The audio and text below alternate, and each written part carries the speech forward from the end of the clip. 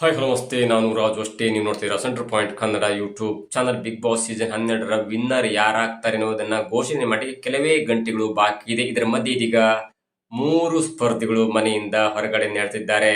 ಜೊತೆಗೆ 6ನೇ ಎಲಿಮಿನೇಷನ್, 5ನೇ ಎಲಿಮಿನೇಷನ್ ಮತ್ತು 4ನೇ ಎಲಿಮಿನೇಷನ್ ಕೂಡ ಮುಕ್ತಾಯವಾಗಿದ್ದು ಬಿಗ್ ಬಾಸ್ ಸೀಸನ್ 12ರ ಕಂಪ್ಲೀಟ್ ಎಲಿಮಿನೇಷನ್ ಇದೀಗ ಮುಕ್ತಾಯವಾಗಿದೆ.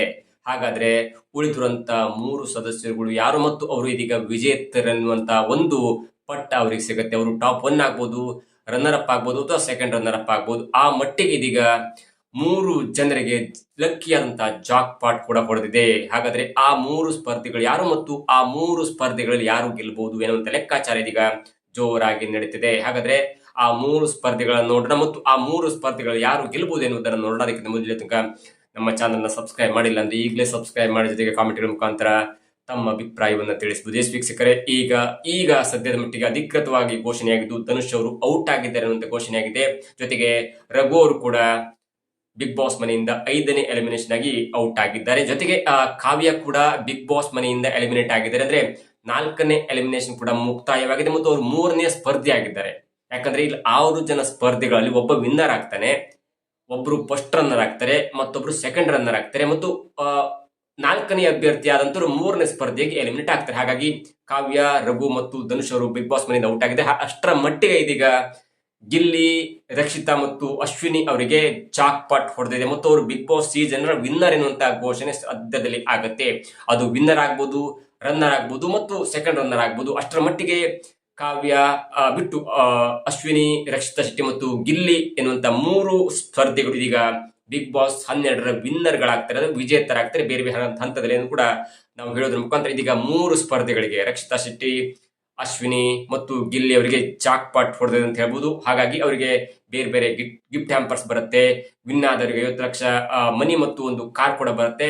ಸೆಕೆಂಡ್ ರನ್ನರ್ ಆದ್ರೆ ಇಂತಷ್ಟು ಅಮೌಂಟ್ ಮತ್ತು ಗಿಫ್ಟ್ ವೋಚರ್ ಇರುತ್ತೆ ಮತ್ತು ಸೆಕೆಂಡ್ ರನ್ ಮತ್ತು ಫಸ್ಟ್ ರನ್ನರ್ ಆದಂತವರಿಗೆ ಬೇರೆ ಬೇರೆ ತರನಾದ ಒಂದು ಗಿಫ್ಟ್ ವೋಚರ್ ಕೂಡ ಬರುತ್ತೆ. ಮತ್ತು ಬಿಗ್ ಬಾಸ್ ಮನೆಯಿಂದ ಹೋದ ನಂತರ ಇಲ್ಲಿಯ ತನಕ ಒಂದು ಲೆಕ್ಕಾಚಾರ ಮತ್ತು ಬಿಗ್ ಬಾಸ್ ಮನೆಯಿಂದ ಹೋದ ನಂತರ ಒಂದು ಲೆಕ್ಕಾಚಾರ ಎನ್ನುವಂತ ಮಾತು ಸ್ವತಃ ಸುದೀಪ್ ಅವರೇ ಮನೆಯ ಸದಸ್ಯರಿಗೆ ಹೇಳಿದ್ದಾರೆ. ಯಾಕಂದ್ರೆ ಬಿಗ್ ಬಾಸ್ ನಲ್ಲಿ ಆಗ್ತಾ ಇರುವಂತ ಅವಾಂತರ ಹೊರಗಡೆ ಬೇರೆ, ಒಳಗಡೆ ಅವ್ರಿಗೆ ಇನ್ನೂ ಅರ್ಥ ಆಗಲ್ಲ. ಯಾಕಂದ್ರೆ ಕಾಂಟ್ಯಾಕ್ಟ್ ನಿಂದ ಹೊರಗಿರುತ್ತೆ. ಹಾಗಾಗಿ ಬಿಗ್ ಬಾಸ್ ಮನೆಯಿಂದ ಹೊರಗಡೆ ಏನಾಗ್ತಿದೆ, ಒಳಗಡೆ ಏನಾಗ್ತಿದೆ, ಬಿಗ್ ಬಾಸ್ ಮನೆಯ ಒಳಗಡೆ 50 ಲಕ್ಷ ಗೆದ್ದಿರುವುದು, ಒಂದು ಕಾರ್ ಗೆದ್ದಿರ್ಬೋದು. ಆದ್ರೆ ಈ ರಾಮನಗರದ ಬಿಡದಿ ಹತ್ರ ಇರುವಂತ ಜಾಲಿವುಡ್ ಸ್ಟುಡಿಯೋದ ಅಕ್ಕಪಕ್ಕ ನೋಡಿದ್ರೆ ಅಲ್ಲೊಂಥರ ಸರ್ಪಗಾವಲು ಇದೆ, ಪೊಲೀಸ್ ಸರ್ಪಗಾವಲು ಇದೆ. ಮತ್ತು ಯಾವುದೋ ಒಂದು ರಜನಿಕಾಂತ್, ದರ್ಶನ್, ರಾಜ್ಕುಮಾರ್, ಅಪ್ಪು ಅಂತ ದೊಡ್ಡ ದೊಡ್ಡ ನಟರ ಒಬ್ಬ ಸಿನಿಮಾ ತೆರೆ ಕಂಡ ಮೊದಲ ಶೋ ನೋಡ್ಲಿಕ್ಕೆ ಯಾವ ತರ ಫ್ಯಾನ್ಸ್ ಕ್ರೇಜ್ ಇರುತ್ತಲ್ಲ, ಅಂತ ಒಂದು ಫ್ಯಾನ್ಸ್ ಕ್ರೇಜ್ ಬೆಂಗಳೂರಿನ ಹೊರವಲಯದಲ್ಲಿರುವಂತ ಬಿಡದಿಯ ರಾಮನಗರದ ಬಿಡದಿಯಲ್ಲಿರುವಂತ ಈ ಜಾಲಿವುಡ್ ಸ್ಟುಡಿಯೋದೆಲ್ಲ ಮುಂದೆ, ಅಂದ್ರೆ ಬಿಗ್ ಬಾಸ್ ಕಾರ್ಯಕ್ರಮ ನಡೆಯುತ್ತಲ್ಲ, ಆ ಬಿಗ್ ಬಾಸ್ ಹೌಸ್ ಮುಂದೆ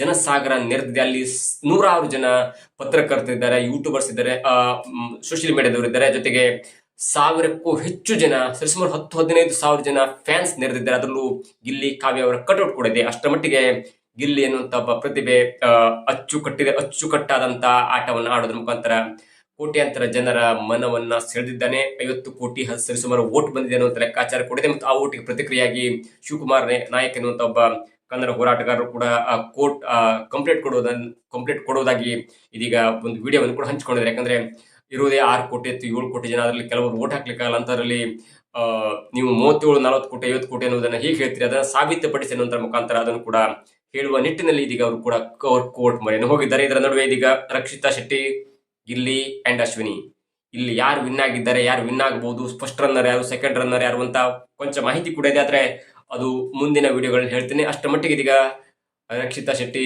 ಅಶ್ವಿನಿ ಮತ್ತು ಗಿಲ್ಲಿ ಅವರಿಗೆ ಜಾಕ್ ಪಾಟ್ ಹೊಡೆದಿದೆ ಮತ್ತು ಅವರು ಬಿಗ್ ಬಾಸ್ ಸೀಸನ್ 12ರ ಅಧಿಕೃತವಾಗಿ ವಿನ್ನರ್ ಎನ್ನುವಂತ ಪಟ್ಟ ಕೂಡ ಸಿಕ್ಕಿದೆ. ಅದು ವಿನ್ನರ್ ಆಗ್ಬೋದು, ರನ್ನರ್ ಆಗ್ಬೋದು ಅಥವಾ ಸೆಕೆಂಡ್ ರನ್ನರ್ ಆಗ್ಬೋದು. ಆದ್ರೆ 3 ಜನ ಕೂಡ ಬಿಗ್ ಬಾಸ್ 12ರ ವಿಜೇತರ ಪಟ್ಟಿಯಲ್ಲಿ ಇದೀಗ ಸೇರ್ಪಡೆಯಾಗಿದ್ದಾರೆ. ಮತ್ತು ರಘು, ಕಾವ್ಯ ಮತ್ತು ಧನುಷ್ ಅವರು ಬಿಗ್ ಬಾಸ್ ಮನೆಯಿಂದ ಎಲಿಮಿನೇಟ್ ಆಗಿದ್ದಾರೆ. ಅವರಿಗೆ 4ನೇ ಸ್ಥಾನ, 5ನೇ ಸ್ಥಾನ ಮತ್ತು 6ನೇ ಸ್ಥಾನ ಸಿಕ್ಕಿದೆ.